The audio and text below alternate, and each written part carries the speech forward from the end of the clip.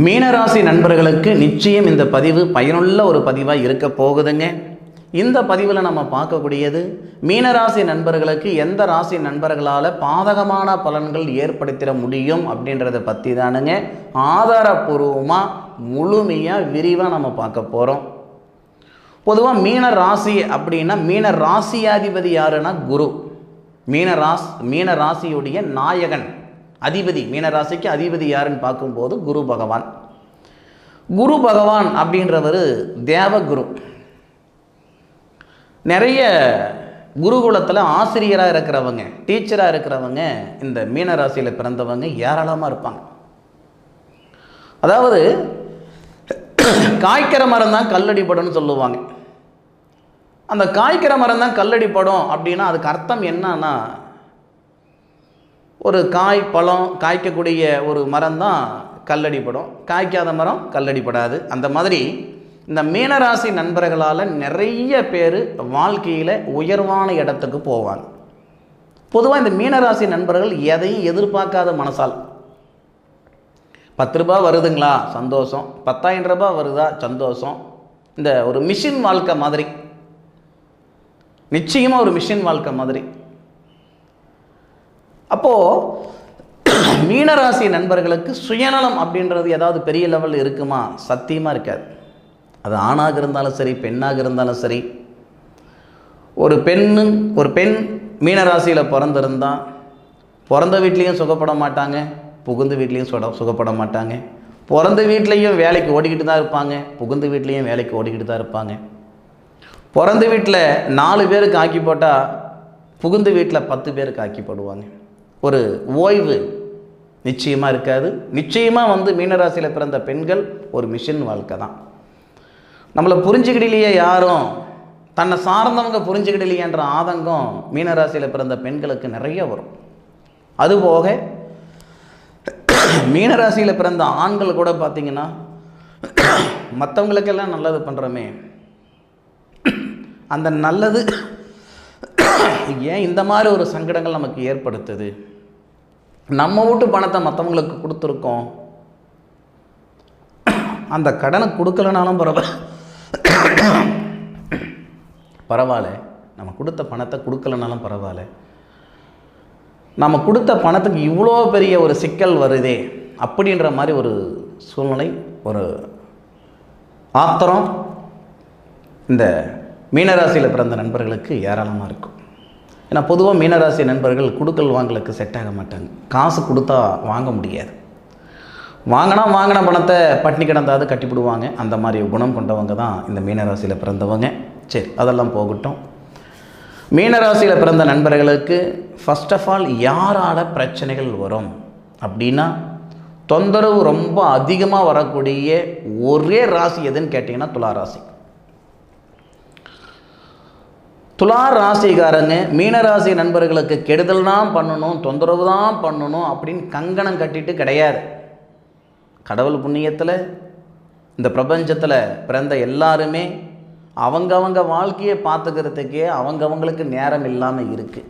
அப்படி இருக்கக்கூடிய காலகட்டத்தில் ஒருத்தரை அழிக்கணும், கெடுக்கணும், ஏமாற்றணும் அப்படின்ற அவசியம் யாருக்குமே இல்லை. ஆனால் சூழ்நிலையும் சந்தர்ப்பம்தான் நல்லவங்களை கெட்டவங்கள் ஆக்கும். அந்த அடிப்படையில் மீனராசியில் பிறந்து வளர்ந்த நண்பர்களுக்கு துளாராசி நண்பர்களால் சாமி சத்தியமாக சங்கடம் தான் ஏற்படும். இதுக்கு அவங்க காரணம் இல்லை. ஒரு உதாரணத்துக்கு சொல்கிறேன். நம்ம நெருப்பு அப்படின்னா, நெருப்பு தண்ணியோடு இருந்தால் பரவாயில்ல, நெருப்பு எண்ணெயோடு இருந்ததுன்னு வச்சுக்கோங்களேன், பத்திக்கு தான் செய்யும். அந்த மாதிரி துளாராசி நண்பர்கள் அவங்க தனிச்சிருந்தால் சங்கடம் கிடையாது, அவங்களோட கம்யூனிகேஷன் வச்சுக்கக்கூடிய ஒரு சூழ்நிலையால் மன அழுத்தத்துக்கு போக தான் செய்வீங்க. இன்னும் ஒரு சில நண்பர்களுக்கு ஏண்டா இருக்கணும், எதுக்குடா இருக்கணும், இந்த மாதிரி ஒரு சூழ்நிலைக்கு இவங்க ஆளாக்கிட்டாங்களே, இதுக்கு மேற்கொண்டு நம்ம உசுரோடு இருக்கணுமா அப்படின்ற மனநிலைமைக்கு போயிடுவாங்க இந்த மீனராசி நண்பர்கள். தயவு செய்து மீனராசியில் பிறந்த நண்பர்களுக்கு விவாகம் செய்கிற மாதிரி இருந்தால் துளாராசி நண்பர்களை தயவு செய்து விவாகம் செய்துக்க வேண்டாம். இது துளாராசியில் பிறந்தவங்களுக்கும் பொருந்தும், மீனராசியில் பிறந்தவங்களுக்கு மட்டும் கிடையாது, துளாராசியில் பிறக்கிறவங்களுக்கும் இது பொருந்தும்.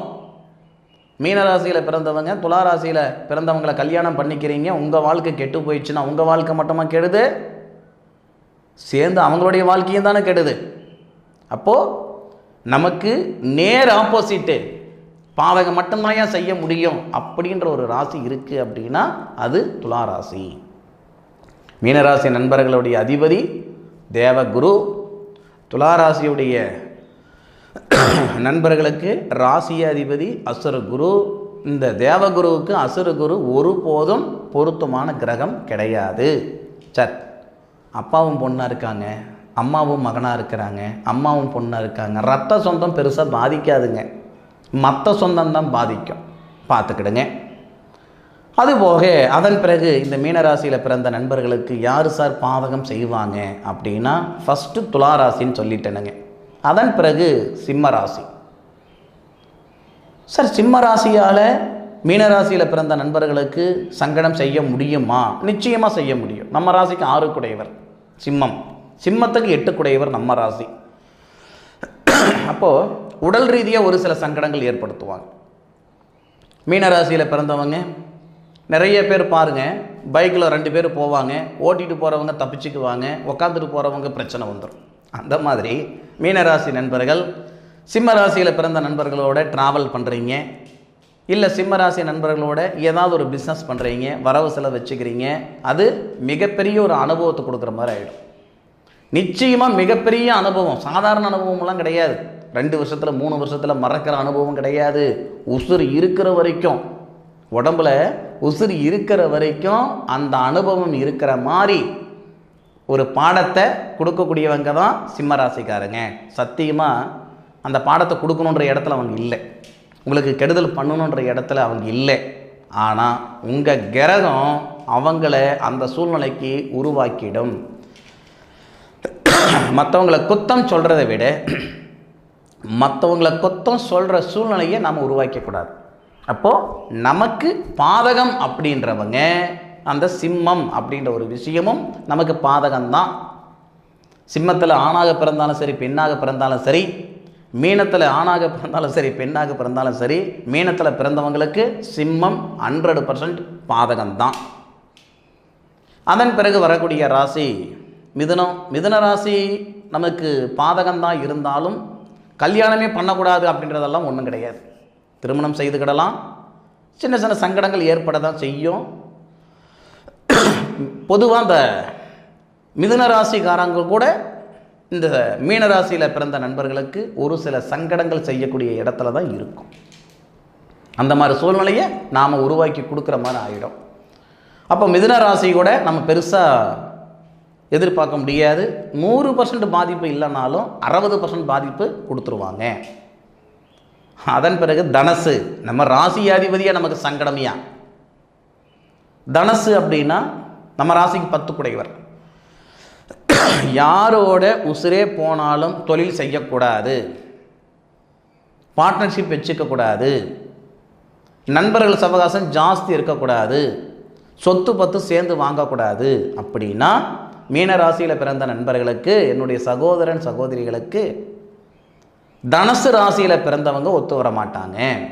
அப்படி மீறி செய்தால் கண்டிப்பாக மன அழுத்தம் ஏற்படும், சங்கடம் ஏற்படும். சந்தோஷம் இருக்கோ இல்லையோ, சங்கடங்களுக்கு பஞ்சம் இருக்காது.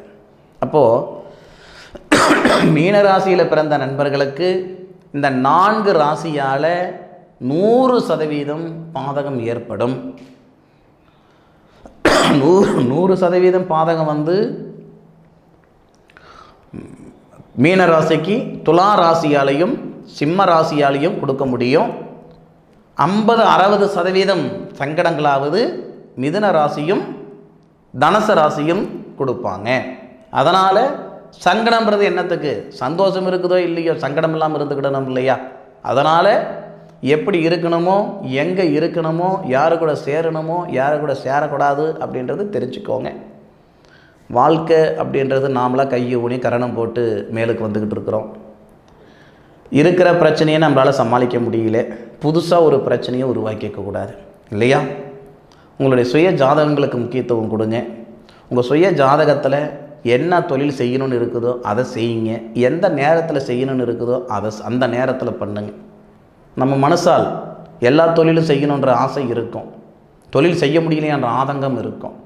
நம்மளால் தொழில் செய்ய முடியுமா முடியாத நம்ம ஜாதகத்தை பார்க்கணும். எந்த தொழில் செய்யணுன்றது நம்ம ஜாதகத்தை பார்க்கணும். அந்த தொழில் எந்த நேரத்தில் செஞ்சால் சரி வரும்ன்றது நம்ம ஜாதகத்தை பார்த்தா தான் தெரியும். சரி நண்பர்களே, இவ்வளோ பதிவுகள் நிச்சயமாக ஒரு பயனுள்ள ஒரு பதிவாக உங்களுக்கு இருக்கும் அப்படின்னு நான் நம்புகிறேனுங்க. மீண்டும் அடுத்த ஒரு அற்புதமான தருணத்தில் உங்கள் அனைவரையும் சந்திக்கும் வரை உங்களிடமிருந்து விடைபெறுவது உங்கள் வீட்டு ஜோதிட நண்பனான மா காளிதாஸ் மணிகண்டன். திருச்சிற்றம்பலம். வாழ்க வையகம், வாழ்க வளமுடன்.